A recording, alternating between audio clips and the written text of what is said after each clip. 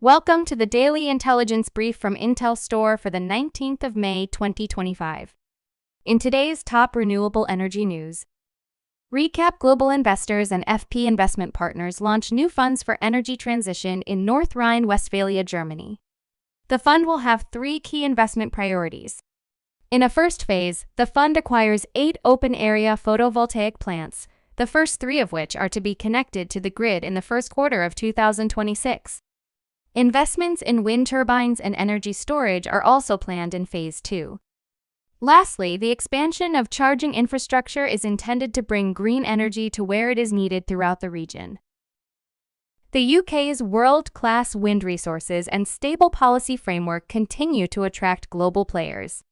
Chinese turbine manufacturer Goldwind unveiled plans to invest £1.2 billion in a floating offshore wind farm off Scotland's east coast, partnering with SSE Renewables. The project, which can power over 1 million UK homes, is slated for completion in 2028.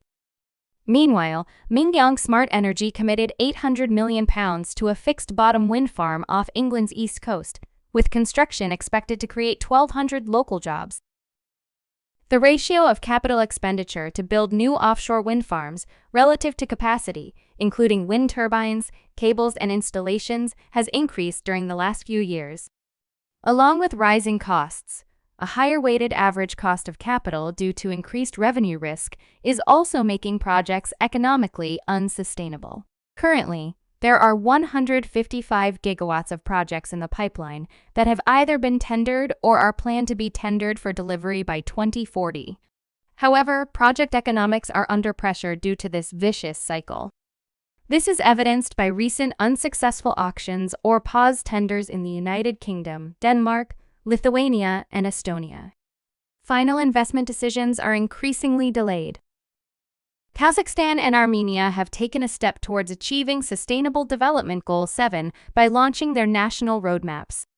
Kazakhstan has made impressive strides in energy access, already achieving universal electricity coverage by 2021. The power sector's heavy reliance on coal remains a major source of greenhouse gas emissions. Armenia has also achieved universal electricity access and plans to increase renewable energy capacity to nearly 53% by 2030. The theft of copper cabling from inside wind turbines has historically been rare in the UK. However, this has dramatically changed since the beginning of April. There have been 9 reported offenses since the 14th of April 2025, suggesting an organized group is targeting the industry. Wind farm operators are being encouraged to inspect their turbines for any signs of tampering or theft. You can learn more about all of IntelStor's market and sales intelligence offerings at www.intelstor.com and subscribe to our channel today.